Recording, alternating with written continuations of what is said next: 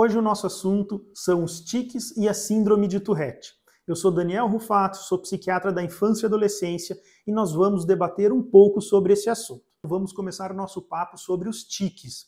Então o que são tiques? Eles são movimentos, contrações musculares involuntárias que o paciente pode até ter um controle parcial, ou seja, aquele tique, por exemplo, do piscar de olhos, que é o mais comum. Então o paciente pisca diversas vezes, ele é o tique mais comum, o paciente tem um controle parcial, ou seja, ele consegue bloquear, conter esse estímulo por poucos segundos ou minutos e depois tem crises, em salvas, ele passa a fazer várias vezes aquele tique. Então ele é irresistível com um controle parcial, é repetitivo, então eles têm o mesmo padrão sempre.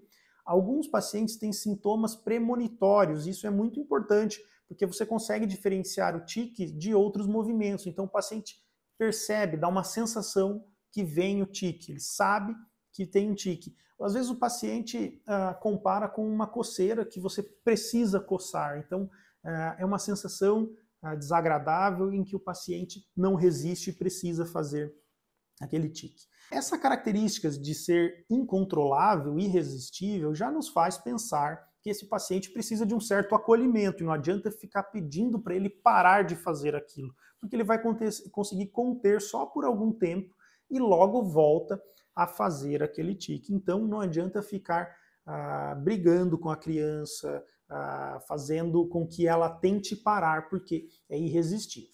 Eu falei um pouco dos tiques motores, mas esses tiques podem ser vocais, com emissão de sons. O mais comum é o pigarrear, então fazer algum movimento com a garganta que emite som. Então aquele pigarrear ou parte da respiração, né? O paciente fica fungando.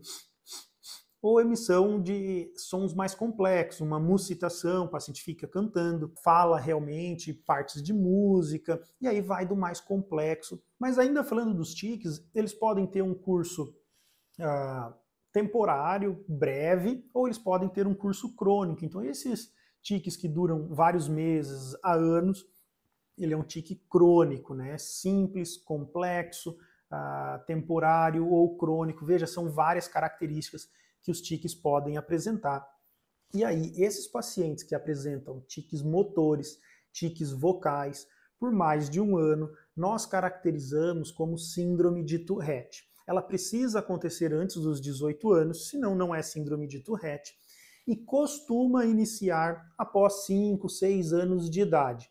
Tem então um curso flutuante, crônico de tique vocal e motor acontecendo em pelo menos em algum momento da vida desse paciente, eles precisam estar concomitante pelo tempo necessário, e tem uma piora ali por volta de 12, 13 anos de idade. Então ele começa aos 5, vai tendo um agravamento do quadro clínico, mais um padrão flutuante de evolução, e ali por volta de 12 anos, a pré-adolescência, ele tem o ápice de sintomas da síndrome de Tourette e depois costuma ter um declínio, que bom que é um transtorno benigno e costuma ter uma melhora natural desses sintomas, porque é muito desgastante para o paciente ter síndrome de Tourette. Porque não são só os tiques vocais e motores, a síndrome de Tourette ela está frequentemente associada a comorbidades, que são os transtornos que acompanham a síndrome de Tourette. Mais comumente o TOC, então transtorno obsessivo compulsivo,